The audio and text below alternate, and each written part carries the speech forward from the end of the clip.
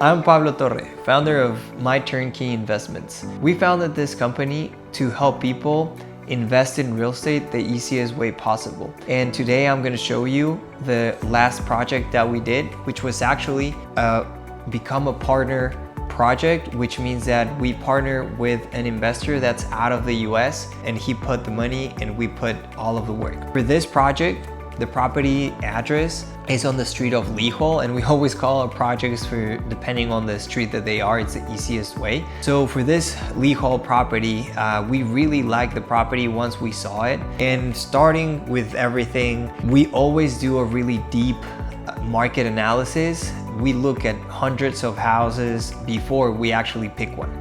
For this one, what I really liked, it was like the main house looked old, but in really good condition. And it had a little back house, and the back house was in really bad condition, but the front one was good. And I figured it could be really good to have two separate doors, two different rents coming in.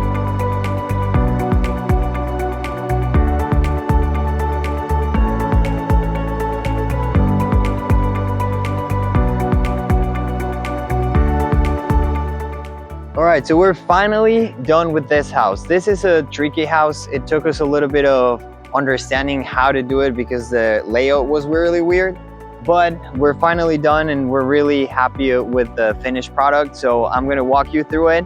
As you can see on the outside, we didn't do much.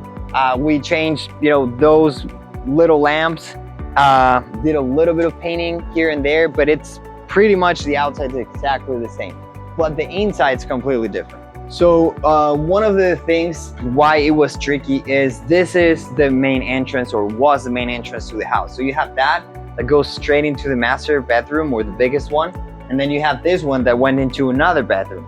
So for the property to be able to appraise with the right amount of bedrooms, you can't walk into the main bedroom. You have to walk into like either a hallway or the actual living room, the kitchen, or something like that. So that's why we changed it. And this is no longer the front entrance of the house. Now we have a back entrance, which is the main one, but we'll go through this one so you can see what I'm saying. So we left the old doors that were here. This is actually the same old door. We just changed the locks. And this is what it used to be like the lobby, right? So we did turn this into a bedroom. The reason for that is because we do have a closet, we do have a window, and we already had a door. So that helps us for the appraisal to get an extra room. Now, as you can see, we try to keep a lot of the old things. So for example, the walls, they're the same panel that we had. The locks are different, but we had to find this old one. So we normally use a regular type of lock. For this one, we have to find the old one so they will fit in the old doors. So all of the carpentry is the old one, same doors and the same paneling. Now we had a really good discovery when we ripped off the carpets, because all of this floor was full of carpet, like most of the house. So we thought we were gonna have to do either flooring or carpet. And when we ripped it off, we saw these floors. All we did was to sand down all of the flooring, because it was pretty old. And then we just put a fresh coat of polyurethane, and this is the final result. We kept the old windows, we kept pretty much all of it. All the fixtures and all electricity is new. Now that you come into this area of the house, right? So over here, this wall was a little entrance right here. And then this wall was a big wall all the way over to here. So it was just a small entrance here and a small entrance there. What we did is we opened all that and all this up so we can have like a living room, dining room right here. And this over here is the big master. So masters are supposed to have a bathroom, and this one does not have a bathroom, but it is pretty big. We left this as it was. We just changed the doors. These are, I think, from the whole house, the only doors that are new, or a couple of them. So we kept them French doors, so it gives you an opening, and you have, this is the biggest room, which is the biggest closet, and it also has its own entrance to get outside to the front porch. So this would be the second room. Now over here, this is where it was closed, right? So there was just one entrance here, and then you went into the kitchen, And then all this was closed up again, and it only had a small entrance here, and then there was like a little wall here and a column right here. So what we did is we opened all this up for various reasons. The first one is definitely looks a lot better, but the most important thing is, like I said, we wanted for it to appraise and we wanted to maximize the amount of rooms. So now by doing this, we have access to all rooms because you have the 2 that you already walked in, and then we have 2 more here that you were not able to get in through if we didn't do this. So that's the main reason why we did that. Even though we have a brand new stove and a brand new cabinets on this side, but we stayed with the all cabinets because they were in great shape and we feel like it looks, good according to the rest of the house. On this side, this used to be a big wall, so we took that wall off. We did this stair so you can get down here, and this used to be a small door, just a back door. Now this is considered the front door for appraisal purposes. So you'll go into a living room, dining room, then you have a kitchen, then you have a living room or dining room. So this is a lot bigger. This door was not here. The only way to get into that room was through the other room. So we had to open this door, and right now I'm walking through what used to be the closet, and now it's just a hallway. And this is a small room. Could be an office, but it does, for appraisal reasons, has a door, a window, and a closet. So it will work as a room for appraisal value. And on this side, we have what I think it was kind of like the main room. This room, it had the entrance to the bathroom, and then this was a closet, and then here was where the door was to go into the other room.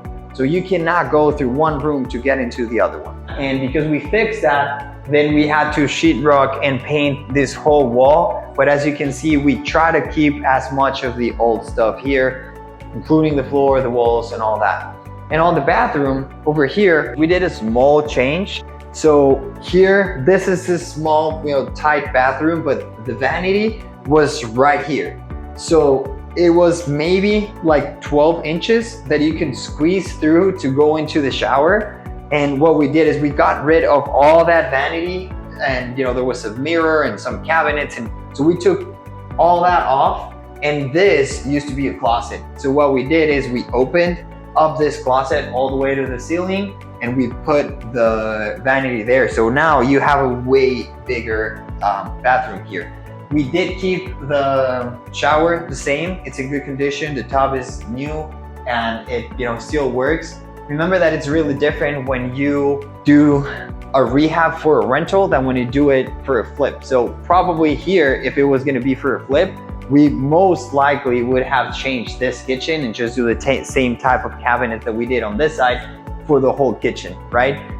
We're actually still missing a couple of things, like we're missing the vent there. We're going to change that fridge, but there's a couple of different things that we would have done differently if it was going to be a home that we were trying to sell rather than a home that we're trying to rent. One of the main reasons that we chose this house is because it had a house in the back. Since we use this for rentals, we want to make sure that we can maximize the rent value. So on this house, all this is the driveway, and you have enough room to park a couple of cars here, and you still have a garage at the end. So if you wanted to use the garage, you can. But this big driveway helps to have multiple tenants, right? Now, this in the back, it has its own entrance. So the garage, it's still a regular garage, but the house over here, it has a completely own entrance. The garage works, and this was actually a surprise because you look at the door, it looks pretty old and you would think that it doesn't work. We did not do anything to the garage. It has sensors, brand new motor and everything. It was full of stuff, of course. Right now it's completely empty. We have a couple of the rest of the material that we have there, so we can just, take it to the next project. But this was really good. And the back house, we have a 1-1, right? So it's not a loft because it does have a door to the bathroom, but it doesn't have a door to the kitchen.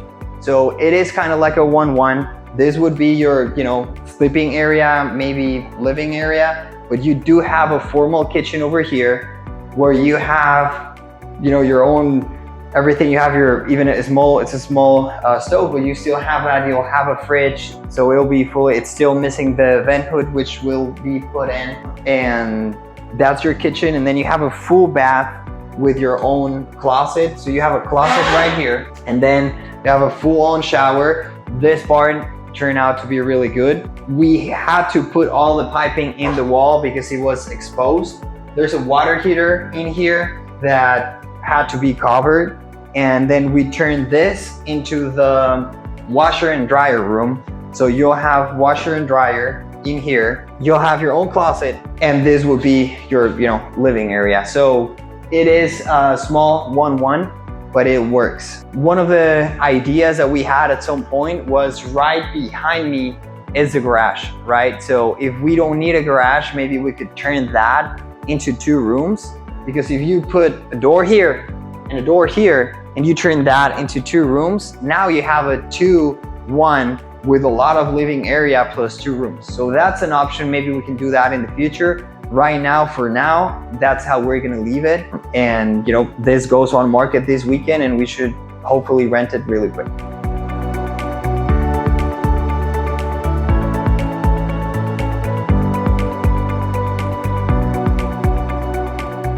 So for this property, we bought it for $120,000 and we rehabbed it with $60,000 plus the lending and the interest and some of the taxes and some of the closing costs and all that.